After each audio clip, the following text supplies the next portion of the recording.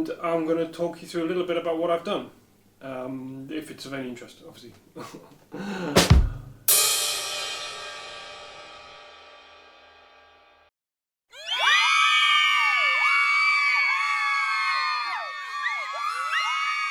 Hi everyone, it's Andrew from RC, and we are going to have a little look at what I've done to Terry's crane. So you've probably seen a few videos already. If not, do check them out on the catalogue. I'll put some links above here somewhere to Terry's very excited unboxing and installation of this big crane. This crane, of course, is the HG crane for their P803, the Hemet, however you say it, the 8-wheel truck. So what have I done to it? Well, the first thing I did was use some light grey to emphasise the edges. For me, weathering is the way I do it, and please don't think I'm some kind of world expert on this. If you want to find some experts in weathering, check out Scale Modelling. Okay, people making plastic model kits, right? Check those guys out. Those guys are the shit, right? This is not. But what I've done to this anyway, the first step I do is to go around with some light grey, and I think one of the things I'm going to tell you from my experiences with all of this scale stuff is avoid extremes. So I use light grey to highlight edges instead of white. Okay, could use white, but I choose a grey colour. Not because white, when you put it on, would look bad, but because once you've done the whole thing, it will look bad. So by using, the idea is that you use a light grey, for example. You could even use a light green on top of the dark green. It might not look that impressive on one edge, but by the time you've done all of them, it will look about right. You don't want it shouting at you too much. You don't want it being too obvious and too stylized. So that was the first thing I did. Some of that is still evident, but inevitably as you add layers of weathering over it, you lose quite a lot of it. But some of it will make it through. You don't know which bits probably at that stage, but certainly I went through. First thing I did with some light grey enamel, I used enamel modelling paint, was to just go around all the edges and just put with usually the flat of the brush, just like this, yeah, just picked out all of the edges, all the highlights. So the thing became a little bit more three-dimensional at that point. The next step to that was actually what I did, the second step was brown, like a rust colour. Okay, now I brought it down for you to show you. To do the brown, which you can see a close-up of, maybe we'll have a little close-up of the top of the lids here while I'm talking. I have in the past used Tamier's acrylic brown, flat brown, I can't remember what the number is, but I'd run out of that. So what I used instead was a far more daring modelling paint, which is this one. Okay, you can zoom in maybe on that, we can see. So I was in the artist section of the hobby store, and these pouches of acrylic paint are amazing value. These were like £2.20 or something, and there's 120 mil. Quite thick when it comes out. It's not runny. It doesn't drip out of the nozzle. You have to squeeze it out. It comes out like toothpaste. It's probably the closest thing I can give you. So you can water it down a little bit if you want it to be runny, or just use it thick if you want to do a kind of dry brush kind of effect. So this one, if you're curious at all, is number 202. It's Senelia paint, and it's burnt umber. Right. Sounds very exotic, doesn't it? So it gives a nice kind of gingery brown, which is something like the flat brown from Tamiya. It doesn't give me that gingery tint. It gives a nice dark brown, but not with the gingery bit. So this gives a bit of a gingery effect, which is really nice. So that went on second. So what I've done is I've put that around, say, the rivets on the top of these boxes. I've run strokes of it around some of the joints, not all of them, but just some of them I've highlighted. We can maybe I'll give you a close-up of this as well, but under this overhang here, thinking again where water would congeal, or certainly gather, you know, and maybe then start some rusting process, or just dirt. Obviously it could just be dirt that's accumulated, and again, it accumulates around raised areas and in the corners of things. So that's where I focused and concentrated. It does do some, I must say, I did look at some pictures of hydraulic cranes on Google before I started.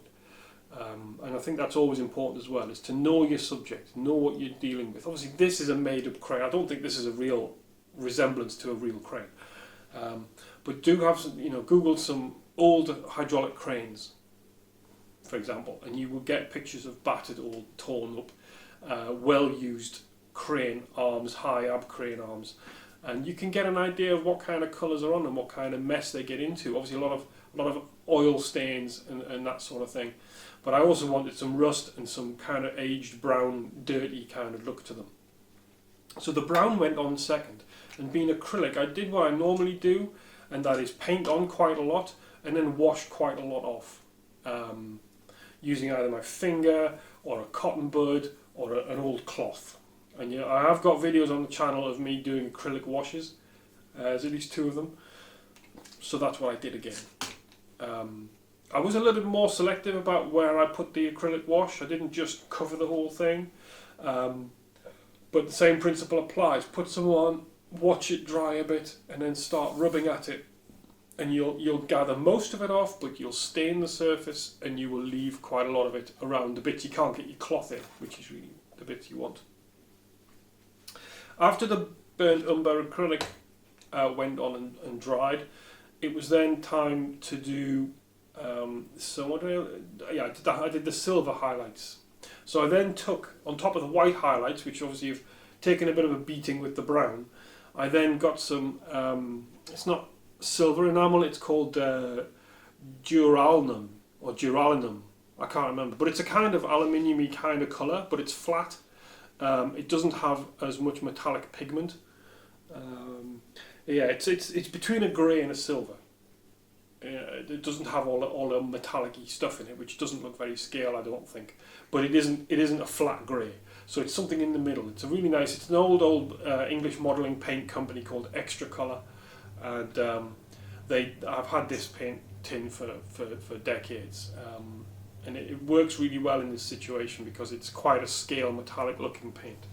So with that, I then concentrated on certain areas, and again, looking at these boxes, I've put some very specific areas of natural metal is the idea. Because it was painted beforehand, I didn't really think it was necessary to start salting it or doing some other treatment and then putting green on the top so I can take the salt off, and it's not worth it. So I've just made a bare metal effect on some of the corners and so on, just by painting on top. I've used it a little bit to bring out some of the edges as well, where there might be some wear and tear.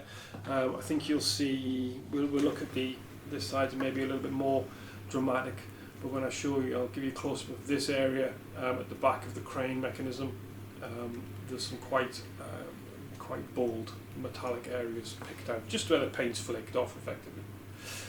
From there, I then have done some dark grey, black almost wash to generate some more detail in the shadows that I felt was necessary, but more than that, to replicate some oil stains. Okay, so I've gone quite heavy on this because it's a crane. From what I could see, they do get oily and dirty, and you know, obviously muck sticks to the oil and it gets to be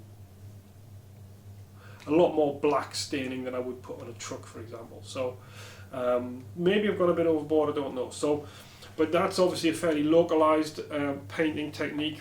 I'll just pick on an area and I will put quite a lot on, rub a bit of it off. I'm a big believer in using my fingers, so I will rub this area, for example. I'll put a big lump of quite a lot of thin black paint in there, and then just rubbed it off, and you get very subtle streaks and you get a kind of feathering effect.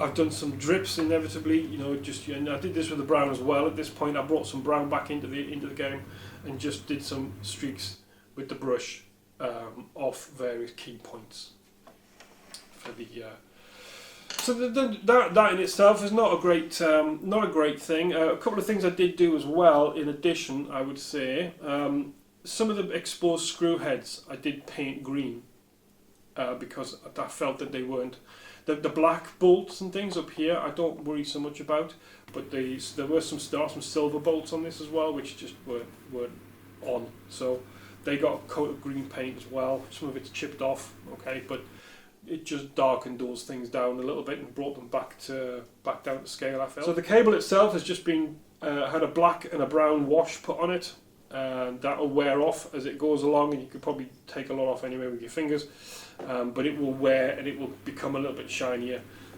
as it needs to. These likewise, these runners have also heavily put black and brown acrylic on to tone them down from their natural chrome. The hook was scraped and filed with a metal file to get the red paint off. So I've got bare metal coming through on this now. I've then stained it with black and brown to indicate the oil and wear and filth and general stuff that would accumulate on it. I was toying with the idea of matte varnishing it down to stop the shine, but I haven't done that yet.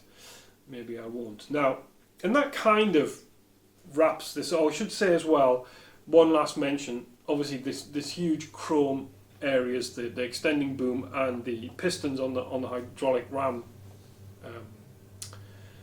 representations. These were the rams were something I wasn't sure about because they're shiny black plastic and shiny chrome. So what I've done with the shiny black plastic is I've matte coated it with matte varnish. So that's dulled right down. Now it's not a perfect finish.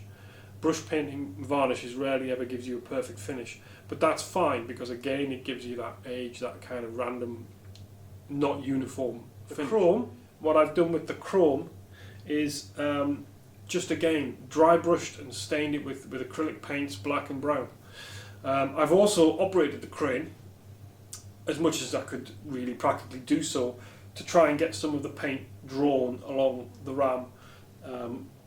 Naturally, I must remember to try and run it before I give it back to Terry, make sure the paint hasn't seized up the piston. That would be a bit embarrassing, wouldn't it, burning the motor out, because the paint is seized up in the piston, but no it hasn't. I can spin the black plastic round. Anyway, there you go folks, I'm not going to ramble on any longer. Check out the weathering videos, I'll put a link to those at the end so you can see how I do a wash and stuff if it's of any interest to you. And I hope you've enjoyed looking at this. I've enjoyed doing it. Thank you and good night.